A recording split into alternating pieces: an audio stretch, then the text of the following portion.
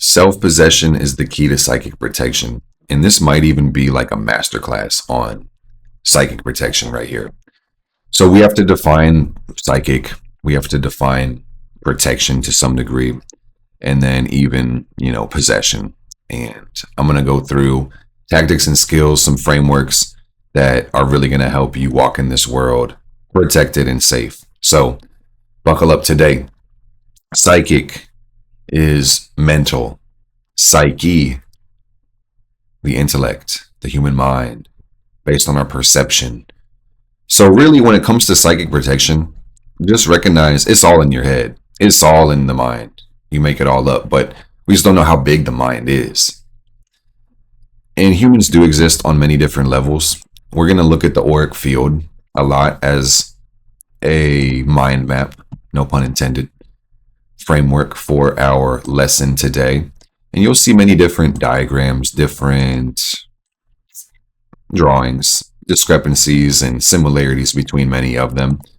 And just like the atom of the model of the atom, where we have like protons, neutrons, electrons, this may not necessarily be true to scale, but it gives us a great representation of how these things work. So basically, psychic protection. Psychic protection is self-possession. The aura doesn't always look this stable and well-defined. This video, which I'm going to link down below, The Lesser Banishing Ritual of the Pentagram by Damien Echols, he talks a lot about energy work, and he talks even about how the aura, it usually doesn't look this solid. It may look more like this one that says combination. Maybe there's open spots. He said that same way when there's a heat wave, you can see like the rays of heat coming off of the ground. People may look like they have smoke coming out of their aura. Frankly, everybody has clairvoyant abilities. So if you practice looking at yourself and looking at other people, especially with a solid background, you will be able to start to see this. Frankly, you can see this on your phone. Just as from my experience, I'm just going to say it is well within your possibilities to see, just while scrolling on your phone, somebody's aura and kind of experience it beyond having a mind map. But anyway, what I really want to explain about the aura as far as practical purposes today for psychic protection is that we are looking at this multidimensional diagram from the physical dimension. So, the physical world is solid and temporal. It's space and time. And then you've got the etheric body, which is less dense, but works mostly the same way. The emotional layer, this one is more fluid. It's connective. It's vibratory. The mental level is you go higher up, it gets less dense. It's higher vibration. Mental is more rigid and more linear and definitely more abstract as well. We've got the more spiritual and causal levels above that too. And then we actually embrace non-duality. And then at that point, all is one on the spiritual level. And this is not the easiest to take the physical world up to there. Maybe that's how we bring heaven to earth. I digress. But when we're on all is one time, there is no need for psychic protection, because there is no danger. So basically, if we all realized unity consciousness, we would be seeking not even just not to do harm to people, but to protect each other. So frankly, at the same time, you do live in this physical world, and big dogs got to eat, and we just have to be consciously aware of how people's will and intent is working. And just, mind your business. Like, I'm speaking on some psychic, spiritual stuff, but as I talk about psychic protection, this even is referencing this aura diagram. All the levels are connected. So if you're looking to be psychically protected, it's so recommended that you take the time to be physically protected. Why would you walk in the world physically unprotected but psychically protected? It doesn't make sense. Do both. So learn to be situationally aware, learn to fight, learn to shoot. Martial arts is not hard to learn, and it doesn't take that long to get decent at anything, really. You just have to put in like 10, 20 hours and you'll get over that curve and you'll understand that world, and that'll change you. But frankly, I say work on that and see what it does for you, and just stay dangerous, stay ready. So you don't have to get ready. And in that point, you don't walk in fear, you walk in peace, because you don't need to be concerned about danger. But anyway, we're going to get back to the self-possession conversation, because my heart just wanted to speak on that too, man, because some people are doing plenty of the energy things, but they just are neglecting the physical world. So I just had to get that out of the way, is that if we don't take possession of our physical space, in the way that we maneuver through this physical world, this goes back to the psyche, the mind being so big, where we can psychically self-attack. And this is another thing that I've experienced. I don't remember which book I could reference, but perhaps all three of these books that I'm going to show you today kind of reference this concept among other concepts. But most psychic attack is self-inflicted, which is really something to think about. It's all in your head, but again, you don't know how big your mind is. I'm going to show you these books and kind of explain to you kind of why I like them. I'm going to go through some frameworks. I'm going to get you guys some good information, good tactics and strategies, and we're going to send you on your merry way, okay? So Jason Miller's Protection and Reversal Magic. Really a good book. The Witch's Shield by Christopher Penczak, one of my favorites. And then The Art of Psychic Protection by Judy Hall, also a stunner. So Jason gives a 3-part framework for psychic protection, which I love. And I think it's fundamental. It's amazing. I think it needs a little bit of expansion, but he also talks about other things in the rest of this book. So this is not the whole book. It's just one little piece that I got from it. This book is so good. All of these books are 10 out of 10 recommend. But the 3 parts is meditation, banishings, and offerings. So I'll break that down. Meditation is so key because it directly builds self-possession if you really think about it. Where your awareness goes, your energy flows. So meditation makes your energy go within. So that's beautiful. You start to occupy more of your physical space, your emotional space, your mental space, your spiritual space. It's amazing. Meditation is so key. Meditation, banishings, and offerings. So what a banishing ritual does is it removes energy. So there's plenty of tutorials on banishings. Jason actually gives a banishing in this book. Damien Echols, like I said, which I'll give you guys that link down there. It's about how this ritual, the LBRP, is going to affect you and help you. The LBRP, the Lesser Banishing, it's one of the most powerful and popular banishing rituals. What it does is it removes energy. That's what banish means, remove. When you're banished, you're gone, And the first thing, and I teach this in Simplified Magic. So if you guys want me to tell you how to do this among a couple other rituals and really get you on the path to witchcraft or really anything down here, hit that link in the bio and I got you. But the thing about the LBRP is, number one, you're drawing in energy from all directions. And what that's basically doing is it's feeding the aura just like the body needs to eat. You're getting energy. It's replenishing. It can start to crystallize the aura and start to strengthen those boundaries. Damien talks about this in this video, so I'd literally recommend it so much. He's a genius. He's got good books too, by the way. But when you do practices like the LBRP or like the middle pillar or pranayama, you can start to structure, the boundaries of the aura. You even start to crystallize it. Okay. And the LBRP is one of those things that helps you do that. So beyond drawing in light to feed the aura, you're also using the power of the pentagram to banish the elemental forces. Because the pentagram has 5 points. That's 4 elements in spirit. So you're using this banishing pentagram. You're projecting that into the 360 space. You're casting a magical circle of protection too. So effectively what you're doing is you're seizing the internal space. You're seizing the light in all directions. That's talk about taking up your space, man. Then you're pushing pentagrams into the environment, casting a circle. Then you're calling on angels to guard the circle. It's a very powerful ritual. It only takes you about 90 seconds or so. So if you are ready to step into the journey of adepthood, let's give this ritual a go and incorporate it into your daily practice. A lot of my teachers and witches and a lot of people that I study, they say this ritual is meant to be done every day. And I also second that. I stamp it. I say, do this ritual every day, twice a day. If you can do it, you can do it twice a day. I don't even know why I say can. Practice it. See what it does. You may take to it, you may not, but I find profound results like morning and night.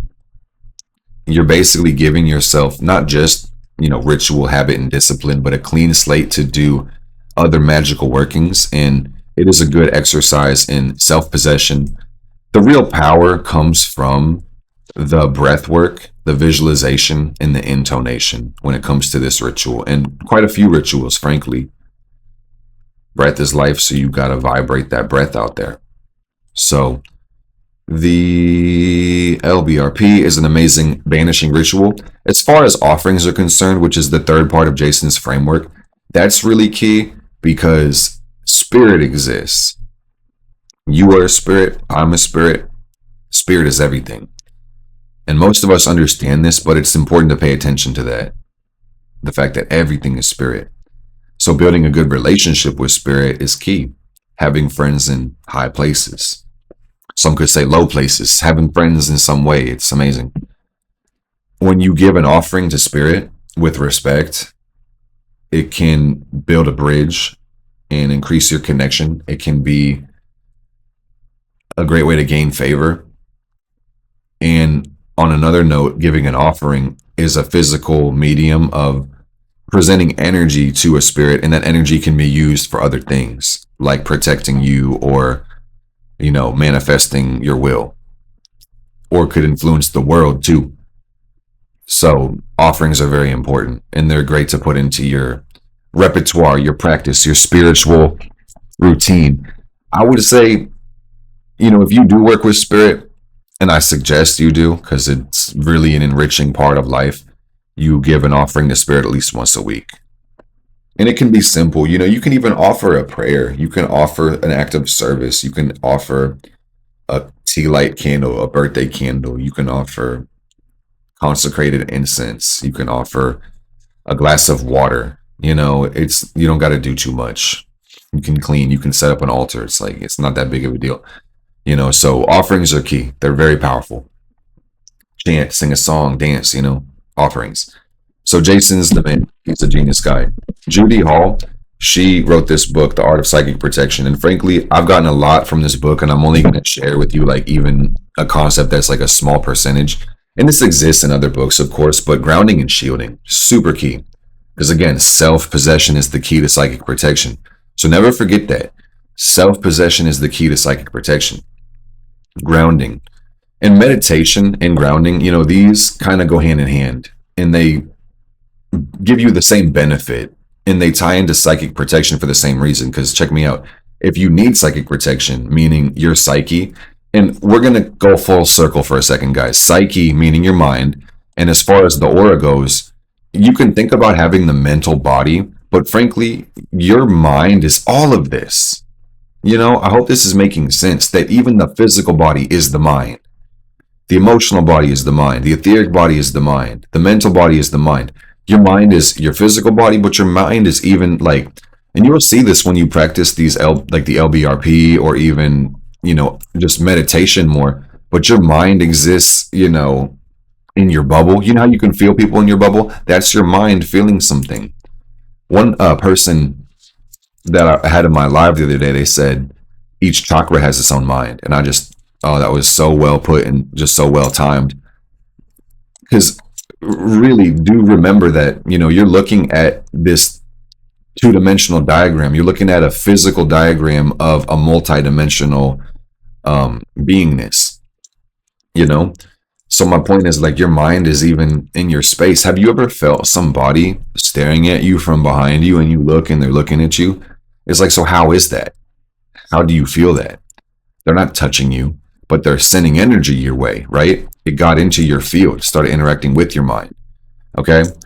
So basically, meditation and grounding, they benefit you the same way because if there is psychic influence or disturbance, whether that is, you know, ranging from unpreferred all the way to, very harmful and damaging, grounding yourself and relaxing is one of the best things you can do. Like when things pop off, being centered, being present, that's how you're going to be able to handle whatever threat is there best.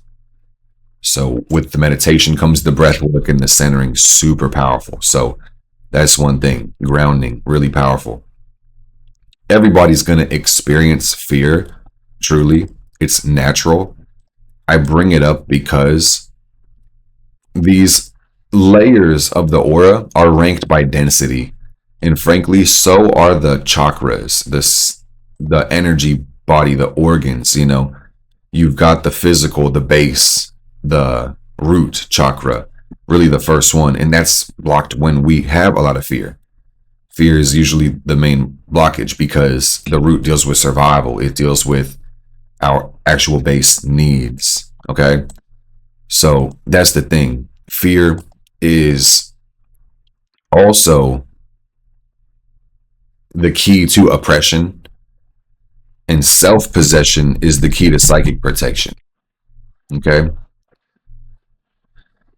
So we'll take it from the root, but we'll move up even further. So that's the thing that we got to understand is that when you're grounded, you're going to be, number one, more centered, but number two, the whole structure of your body is going to be stronger because every other chakra is resting on the root. We do need to have a solid foundation. And frankly, guys, I can't emphasize this enough because the root also deals with our ancestry and our genetic memory, and therefore even collective issues that we may not even be aware of. So what I'm literally saying is that for psychic protection reasons and a multitude of other reasons, everybody needs to work on the root chakra and balance it.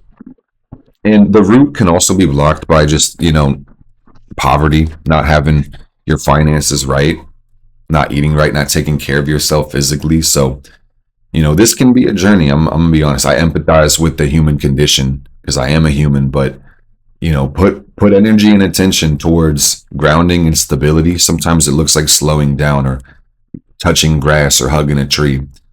I think also, stretching the lower extremities and the legs, that's one of the best ways to strengthen the root chakra, and that can really help you be more grounded and self-possessed. And Judy Hall also mentions a grounding cord, which I think is a genius idea. Just like, breath work and visualization. If you imagine a tube that's, pretty wide coming from the base chakra, the root, and going through, your legs, going into the ground and deep into Mother Earth. So through your breath, you're basically interacting with the ground and with the earth, and it's helping you stay centered. That can be I practice it and I recommend it. It's a very powerful practice. Judy Hall says, let every breath be a grounding and cleansing breath. And I think that's just so powerful to slow down and let every breath be a grounding and cleansing breath. And breath is life. So a lot of our protection is going to come from breath work. Shielding comes next, okay, guys? And I think this goes just hand in hand because even in the LBRP and the other rituals, the banishings, the energy that's being used in the ritual is coming from outside of you. You're not using your own energy. With your breath, you're drawing in energy from outside. And you can draw it in from any direction, truly. And even when you are under psychic attack or there's negative influences within your environment, what you can literally do at times is transmute these energies. While some people may feel disturbed by a certain energy and maybe reasonably want to be away from it, more adept energy workers will utilize that energy for sustenance. They might neutralize it and transmute it and send it a different way. They might integrate it into their energy field and feed their chakras, Energy is more fluid than most of us have been trained to see and understand. So that's one thing we start to realize through daily ritual and practices too. So the LBRP, grounding and shielding. That's what we're talking about. Yeah, grounding, shielding. So shielding is really important because we need to strengthen the boundaries of our energy field. Okay, to really like have a solid bubble, basically. Grounding and shielding.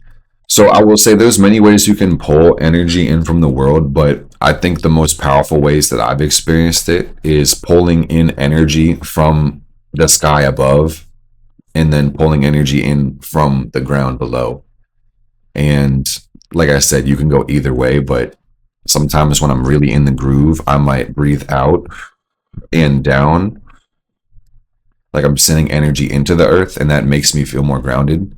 And then as I'm breathing in, energy's coming down into my energy field. And frankly, this balances all of my chakras. It gives them energy. It puts some motion, some fluid through it, basically. This is what you're effectively doing in the middle pillar. And in the lesser banishing, the Kabbalistic cross is doing basically the same thing for you as well, going through the energy body. So I can't emphasize it enough, man. I don't know if this video is a lot to take in for some, but it's genuinely so worth adopting one of these energy work practices. So in your day, like brushing your teeth, a 90-second habit that you don't even really think about sets your day up so much differently. I want you to think about this, man. Think about the difference between people who do wear cologne and people who don't wear cologne. You know what I'm saying? It's like that could be the difference for you. You smelling like a bad bitch or you being musty. And I don't think you want to be fucking musty. So you're going to want to adopt a banishing ritual so your aura is clear. You hear me? It's the type of shit that I be on. Oh God, grab my athame and swing away. And it's also, I could talk your off about it. This could be a whole new video in itself, but the intonation and the words, the vibration of the voice, finding your voice and enjoying the magic. Oh, it's so profound. Like magic is a beautiful thing. And I hope you guys are seeing it. The banishing pentagram, clearing all the terrestrial forces. Like the pentagram is a magical symbol and that LBRP tunes you into it. But frankly, there's other banishing rituals. And like I said, protection and reversal magic has its own. But I'll teach you the banishing ritual if you guys get into simplified magic. So that's down below. Shielding. Now that we know where to draw energy from, like up, down, left, right, wherever, basically like for this purpose, anywhere but yourself, shielding comes into play because with this energy that we've pulled in, we're going to start from the very center of ourself, occupy our deepest space, and then we're going to push outward. You feel me? Push outward with that energy that you've pulled out. It's like you were in a crowd full of people, like a mosh pit or whatever, and it's crowded and you're like, get off of me. You like pushing, you're like, yeah, that's what you're doing with that breath, with that shielding breath. And this basically is visualization, breath work, and intent. You know, you imagine having a bubble, basically an aura, a crystal, and then push it out with that breath, with that energy. I mean, frankly, many of you have probably had this experience, even unconsciously, when you're having like a conversation with somebody and you'd rather not be having that conversation, but you feel like you're stuck there and you don't like being in their energy. You'd rather it be over. And you may start like maybe tuning out, or you're like pushing your energy past them somehow, kind of like overlapping them, or just like not letting it possess your energy. So that's one thing. Shielding is really key. And I have a lot of tips. I'm gonna get to what like I had ChatGPT ask, or I'm looking at my notes. So just understand that, you know, the aura is fluid and it's dynamic, and you can change it through the energy work practices. And on that note, you can camouflage your aura through magic, through energy work practices. You know, through breath work, intent, and visualization. You can make your aura more translucent, transparent. You can make yourself more invisible. That's powerful. Glamour magic is another subject that comes up to me because that involves shifting and influencing the structure of your aura as well, how you will be perceived. So that's cool. you know, with more attention comes generally a need for self possession and more psychic protection. But frankly, we all live in this world and there are some dangers. So I just encourage people to be situationally aware and, you know, not a dumbass. Also, beyond the shielding, I think sometimes an uncrossing is really powerful.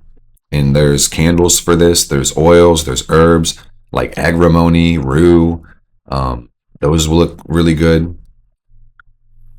I think, I mean, Abre Camino can open the roads. But jinx removal, hex breaking, uncrossing, cleansing, it's all kind of the same thing because as a concept, your mind is like a garden and weeds grow automatically. So you have to plant positive thoughts and be positive in this world. And every now and then, regardless of you're psychically attacked, it can be powerful to do these rituals for uncrossing because you have a big mind, period. And learning about the depth of your mind, it's a challenge and it is an ever increasing task of gaining more responsibility and possession of yourself. So, uncrossing rituals can be amazing to undo negative or unuseful patterns in your life. Okay. And this can also be really powerful, especially for people who have been psychically attacked. If somebody has deliberately put a negative energy in your life, which happens, unfortunately, an uncrossing spell can be really the next step after you have got your meditations and your banishings on play. So you're centered and your environment is good and you are protected. And then you do the uncrossing to really undo all the fuckery of what went on in your life and get you back to living normal. Okay. So yeah, grounding and shielding is preliminary. Those are your daily tasks, but also understand, we have all these tools. And I just want people to be very clear that the tools exist inside of you as well. So don't be too attached to the candles and the herbs and the crystals and the stones and the spirits because ultimately you have power. I'm going to say use those things with full intent. Knock your freaking socks off, but just don't forget where your power lies, okay? Because, for instance, you could do like an uncrossing candle. Most people know how to charge a candle and put it on their altar and light it. Boom. Light it in a ritual. You could do an uncrossing bath, like put the oil in your bath. But the point I'm trying to make, you don't need these things, fam. You could literally take a walk around a pond and go counterclockwise for banishing, in that walk as you move your body and breathe, boom, you're uncrossing your life, because you're doing it with intention. It's like you can wash your dishes as an uncrossing ritual. You could vacuum as an uncrossing ritual. Everything can be an act of magic, truly. Magic is creating change with your will. So don't forget all the very subtle, smaller willed acts that you do every single day, because that's where you can truly manipulate energy and create potent change within your life. I hope this is making sense and resonating. So uncrossings can be very key. And on the same note, guys, you see how this uncrossing candle is like purple. A lot of these are black. I think that's great. But at the same time, I just want to also bring in some duality. These may be good anytime, full moon or new moon, but also consider that people that are healthy, and safe, they probably don't spend all their time fighting fires and running from shit. They got great protection mechanisms, they've got good strategy, situational awareness, preventative maintenance, and they spend time enjoying their freaking lives, man. So that's my point, is that, like, as far as life is concerned, as far as balance is concerned, if you are going to go for the uncrossing spells and rituals, because I think, first of all, meditation, banishings, offerings, grounding, shielding, preliminary. But every now and then, I recommend we all kind of go for an uncrossing. But as frequently as you uncross and hex break, you should also be blessing yourself, okay? And creating prosperity and success and peace and love, okay? Maybe even doing that more than the protection. Don't skip the protection, guys, fam, because, like, I want you to manifest a beautiful life and be able to keep it, maintain it, and be stable in it. You feel me? So crystals, I want to get into some of the correspondences and a couple things that you can maybe work with. But oh, and another thing is invocation. Let's talk about spirit, and then we'll talk about, more correspondences first, because spirit is a big thing in the LBRP. A lot of people have protection prayers, and I think they work. Your words are spells. You can speak protection over yourself. Like I mentioned, the LBRP and even the other ritual with Jason, these effectively are directed by the power of your voice and your intention. So very powerful function. Remember that button exists. So prayers, you can call in spirit. And because the mind is so big, yet again, there's a couple ways to see how protection would work from spirit. There's the dimension of when you call forth spirit, that's called evocation, bringing spirit into your space. And they can basically protect your circumference in your area because they're right there. But also we have invocation. And invocation is where you're bringing spirit into your vessel. And I think that's very important, because one dimension of psychic protection truly is clearing the inner space. And I touched on this when I said shielding. When the energy you draw in, you start pushing it out from the deepest part of your core. Self-possession is the key to psychic protection. So you have to get deep into yourself to be able to take full control over your space, so you cannot be occupied by something else. Okay? Super important. And I'm going to be honest, guys, reality is based on agreements. So it's really worth the time on your journey of psychic protection for you to do some inventory as far as your beliefs are concerned, as far as your relationship to spirit or certain concepts or obligations that you hold. Okay? But anyway, invoking spirit can be really powerful, And there's all types of gods, goddesses, spirits, and even archetypes. You can invoke a fucking toaster.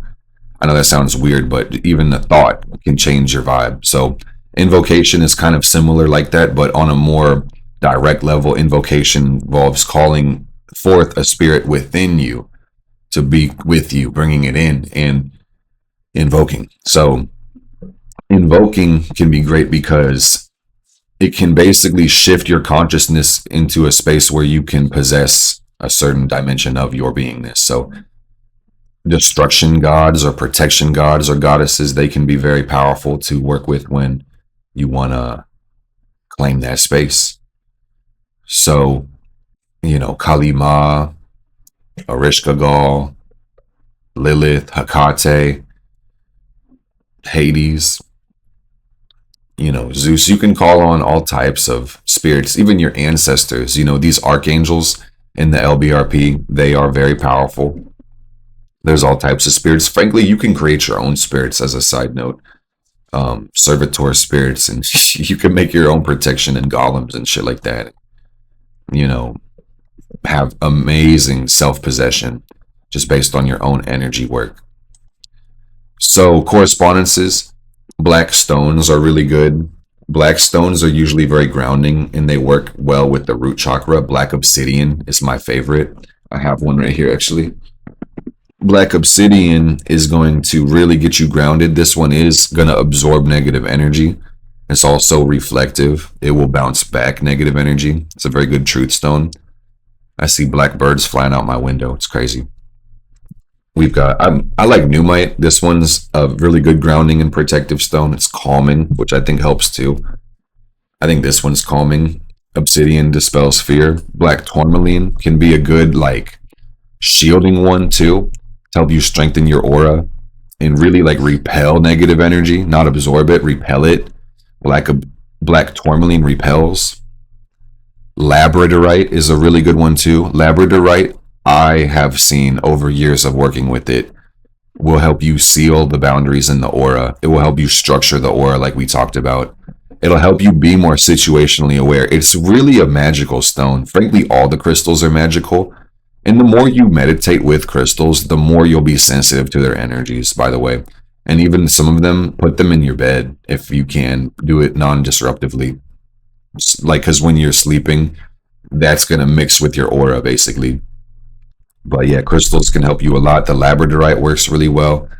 Larvikite is a really good one that feels similar to labradorite, but I do feel like it's a little bit more protective. And honestly, I get a reversing type of energy from Larvikite. Like it helps me undo, patterns within myself that aren't the best. It gets me on track. I like black kyanite as well. Black kyanite is I'm holding this black obsidian. I feel like I should be kind of like showing you guys some of these stones on the screen, but the black kyanite, it doesn't take on any energy that's not its own. So this is a really good one for cord cutting and removing other people's attachment. And I think this is a really good conversation. And I'm glad that I said kyanite because it reminds me that, sometimes it's not psychic attack we're suffering from, but it's lack of self-possession, where people's energy might just be attached to us because we've gotten too close and therefore they got hooked into us. We might have got hooked into them. So it's worth checking in with yourself and meditating so you can return energies that aren't yours and call back energy that's not supposed to be theirs. My high priest was telling me, "Ooh, this is a cool ring." Oh man, where is it? Oh, here, look at this kyanite ring. Oh my goodness!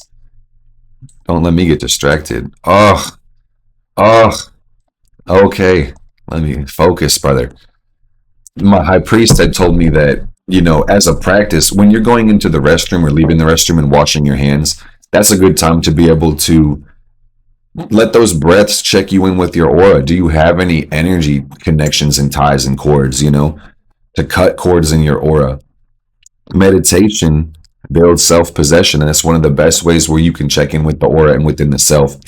And as far as crystals are concerned, guys, I'm really going to recommend the clear quartz. Strongly recommend. 10 out of 10. This one is so underrated. It's the master crystal. What clear quartz gives you is clarity. And clarity is underrated. It's a superpower. It's an amplifier. So imagine amplifying your energy. You feel me? That would increase your self-possession. And frankly, it just clears things up. So I think everybody would do well to have a nice clear quartz and, focus on meditating with it and sending your energy into it. Because frankly, you are going to amplify the stone and it's going to amplify you. It's one of those stones that it's going to basically be cleansed by your energy, and you may need to move energy through it every now and then. So clear quartz is really important. Excuse me, guys. Agrimony is a really good herb. I'll show you guys agrimony. You can burn agrimony as an incense. You can, put it in candles, and you can make a tincture with it. You could add it to a bath. I don't know if you can drink it. Like when it comes to herbs, always do allergy research and look up the potential side effects. But agrimony is one I really like for uncrossing, curse breaking, reversals, hex breaking. Agrimony is great. It's generally inexpensive. I like rue, R-U-E. Rue is really good. This can be great for a protection powder or, all the things I said before. Crystal stones. I mean, as far as animals go, this brings us into spirit. What spirits do you want to in/evoke? It's up to you, fam. Animals can be protective. You can call on predator animals that, attack, lions, tigers, bears, stuff like that, rhinos. I don't know if rhinos are predators, but you get the idea. You could call on dragons in your energy, conjure those up, make your own spirits. Protection. What do you call it? Warding. Wards are really important, because these rituals that we've talked about, the banishings, they effectively are setting up a structure of protection within the aura and even to some degree the local environment.